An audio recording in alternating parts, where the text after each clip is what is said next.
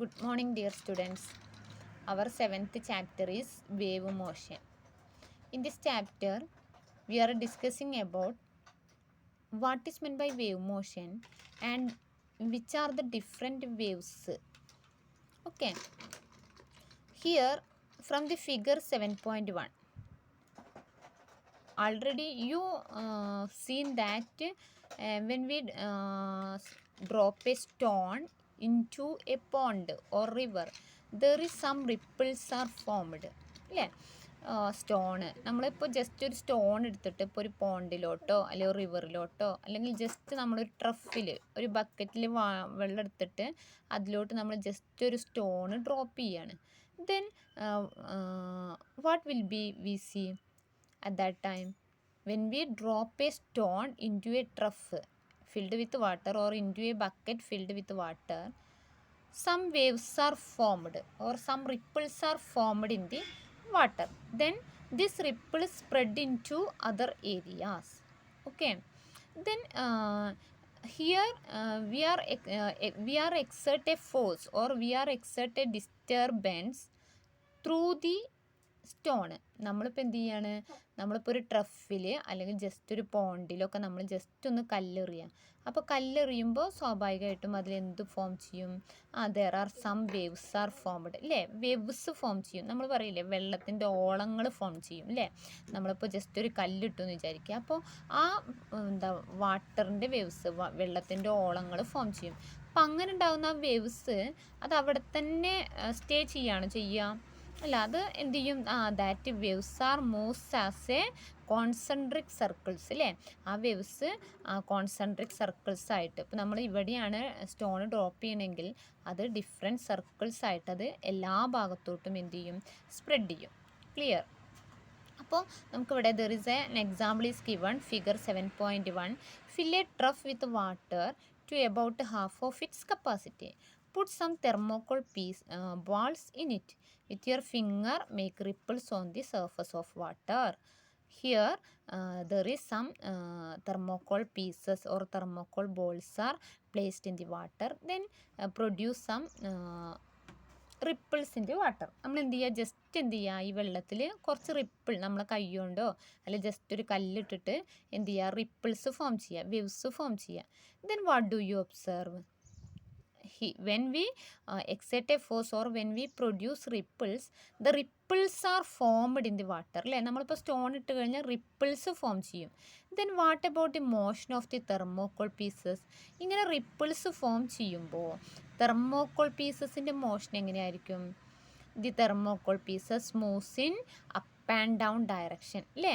Thermocol pieces ആ റിപ്പിൾസിനനുസരിച്ച് ഇങ്ങനെ, ഇപ്പോൾ നമ്മൾ ജസ്റ്റ് ഒരു കല്ലെടുത്ത് എറിയുകയാണെങ്കിൽ ഇങ്ങനെയല്ലേ വെള്ളം താഴോട്ടും മുകളിലോട്ടും ഇങ്ങനെ റിപ്പിൾസ് ഫോം ചെയ്യും.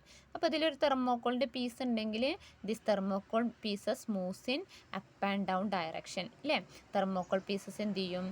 അപ്പ് ആൻഡ് ഡൗൺ ഡയറക്ഷനിൽ മൂവ് ചെയ്യും. ഈ പ്രോസസ്സിനെ എന്ത് പറയുന്നത്? Wave motion.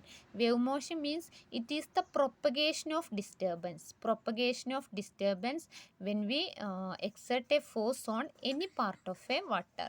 ഇപ്പോൾ നമ്മൾ വെള്ളത്തിൽ ഏതൊരു പോർഷനിൽ നമ്മൾ ഒരു ഫോഴ്സ് എക്സേർട്ട് ചെയ്താലും ആ പോർഷനിൽ ഉണ്ടാകുന്ന ഫോഴ്സിൻ്റെ ഫലമായിട്ട് അവിടെ ഒരു ഡിസ്റ്റർബൻസ് ഫോം ചെയ്യുന്നു, അവിടെ ഒരു വേവ് ഫോം ചെയ്യുന്നു. ആ വേവ് എന്ന് പറയുന്നത് അതെ it will be propagate to all other part. ആ വേവ് എന്ത് ചെയ്യും? എല്ലാ പോർഷനിലോട്ടും പ്രൊപ്പഗേറ്റ് ചെയ്യും. This is called wave motion. അപ്പോൾ നോക്കി നോക്കൂ, wave motion means here in the formation of waves the water particles move up and down. നമ്മൾ വേവ്സ് ഫോം ചെയ്യുമ്പോൾ ആ വാട്ടർ പാർട്ടിക്കിളാണ് എന്ത് ചെയ്യുന്നത്? അപ്പ് ആൻഡ് ഡൗൺ ഡയറക്ഷനിലോട്ട് മൂവ് ചെയ്യുന്നത് അല്ലേ? ഹിയർ ദ ഡിസ്പ്ലേസ്മെൻറ്റ് നോക്കി നോക്കൂ, water particles moves up and down about there main position but without any displacement in the direction of propagation of the wave. Okay, so then what is meant by wave motion? Wave motion is the propagation of disturbances that is produced in one part of a medium to other parts by the vibration of its particles. അപ്പോൾ ഒരു പോർഷനിൽ ഒരു പാർട്ടിൽ നമ്മൾ exert ചെയ്യുന്ന ഒരു energy, this energy transferred from particle to particle, നമ്മൾ കൊടുക്കുന്ന എനർജിയെ പാർട്ടിക്കിൾസ് ഒന്നിൽ നിന്ന് മറ്റൊന്നിലോട്ട് ട്രാൻസ്ഫർ ചെയ്യുന്നു. That is called wave motion. നിങ്ങൾ വേവ് മോഷൻ്റെ ഡെഫിനിഷൻ ഇത് പഠിച്ചാൽ മതി കേട്ടോ. അപ്പോൾ എന്ത് ചെയ്യുക, ടെക്സ്റ്റിൽ വേവ് മോഷൻ അണ്ടർലൈൻ ചെയ്യുക. Wave motion is the propagation of disturbances produced in one part of a medium to other parts by the vibration of its particle. Clear? Okay, then write down the example for wave motion. Which are the example? That is, waves are formed on water surface. നമുക്കറിയാം വെള്ളത്തിൽ നമ്മൾ എന്തെങ്കിലും ഇട്ട് കഴിഞ്ഞാൽ അവിടെ wave form ചെയ്യും.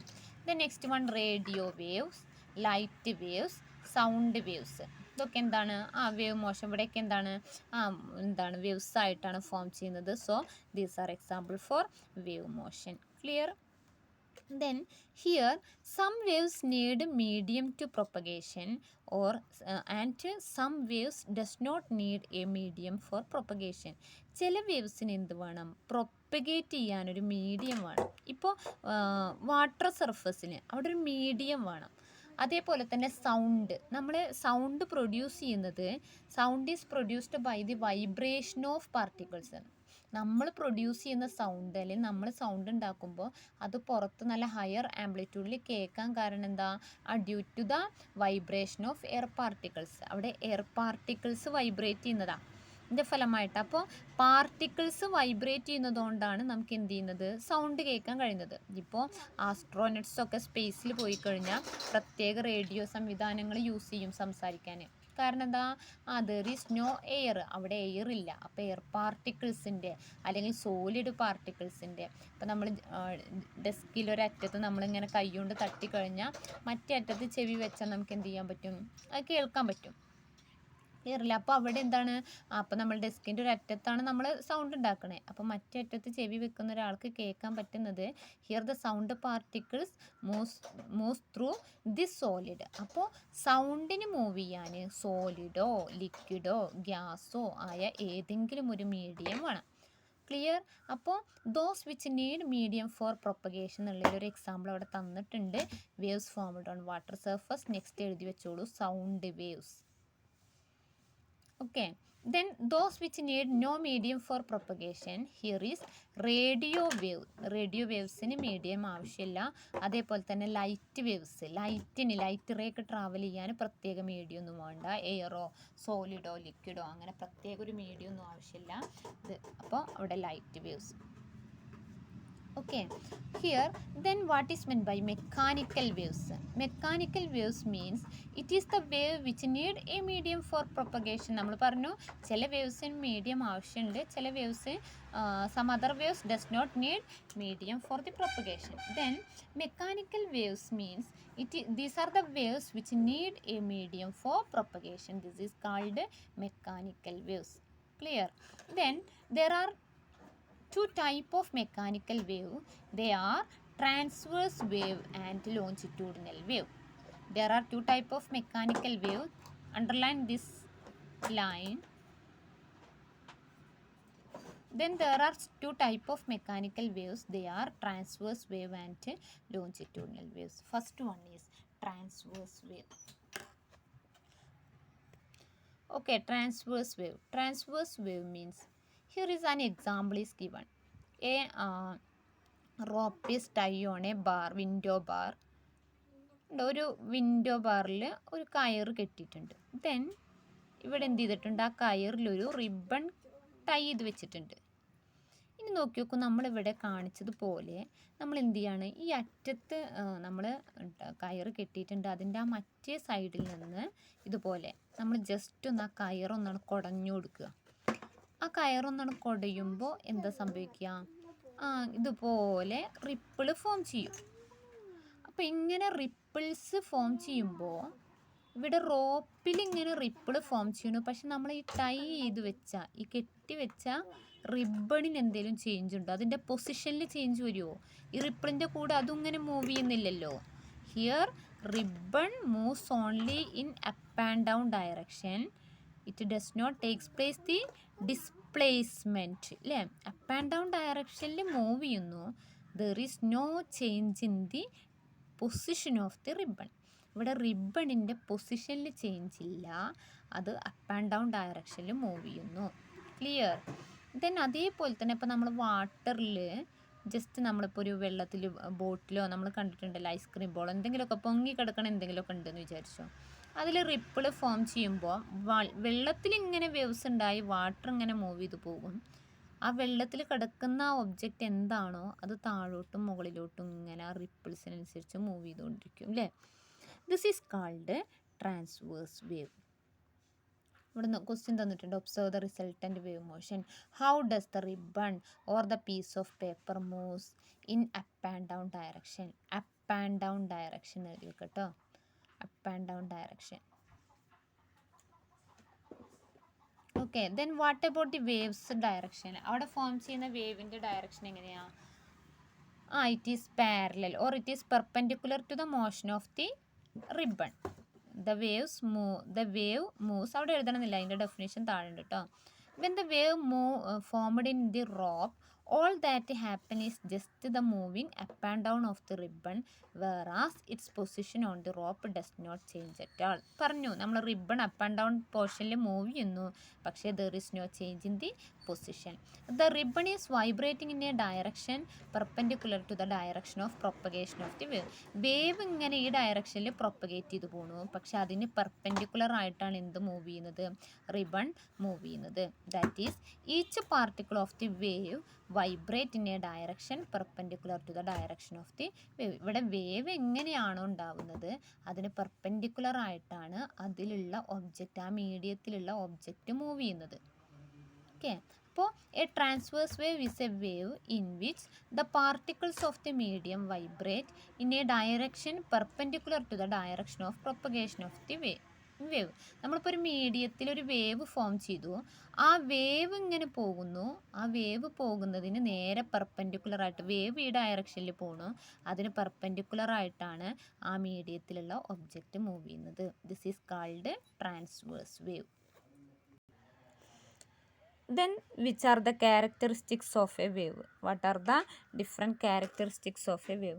ഒരു വേവിൻ്റെ ഡിഫറെൻറ്റ് ക്യാരക്ടറിസ്റ്റിക്സ് ആണ് നെക്സ്റ്റ് പറയുന്നത്. First one amplitude. ടേംസ് ഒക്കെ അത് മാർക്ക് ചെയ്തോളൂ കേട്ടോ, അത് മാർക്ക് ചെയ്യുക. First one amplitude. It is the maximum displacement of a particle from its mean position.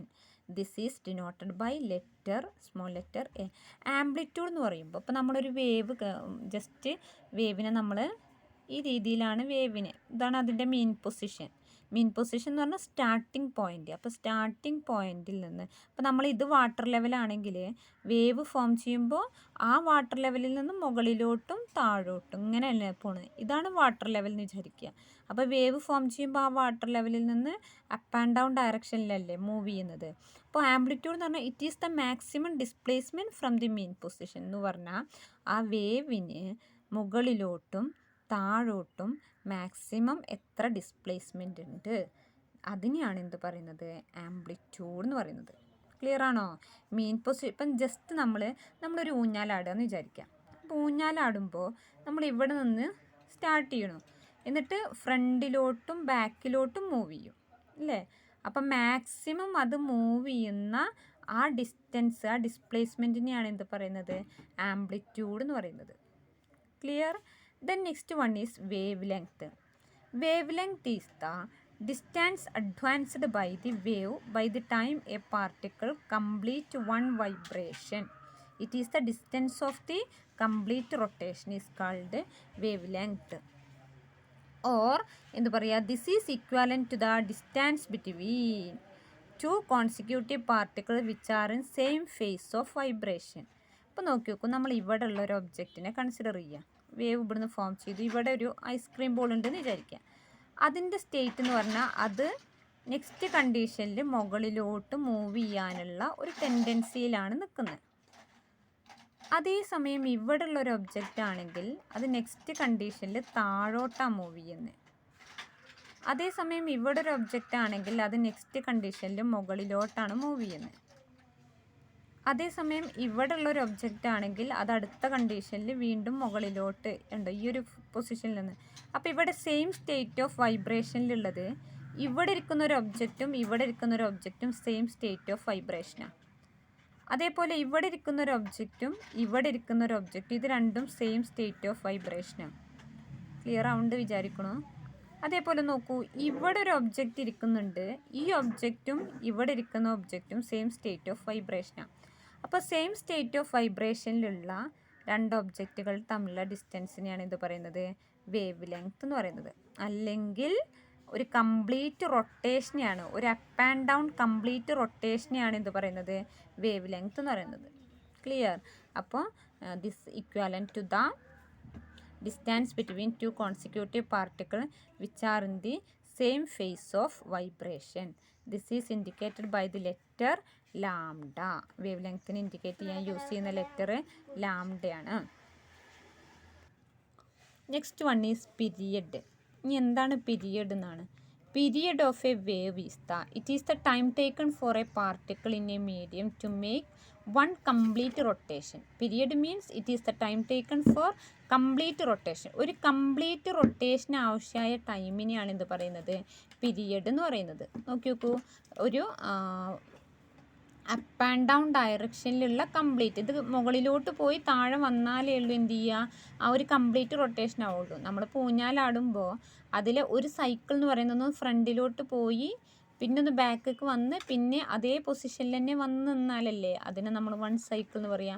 അപ്പോൾ ആ ഒരു time taken for complete rotation is called period. This is represented by the letter T.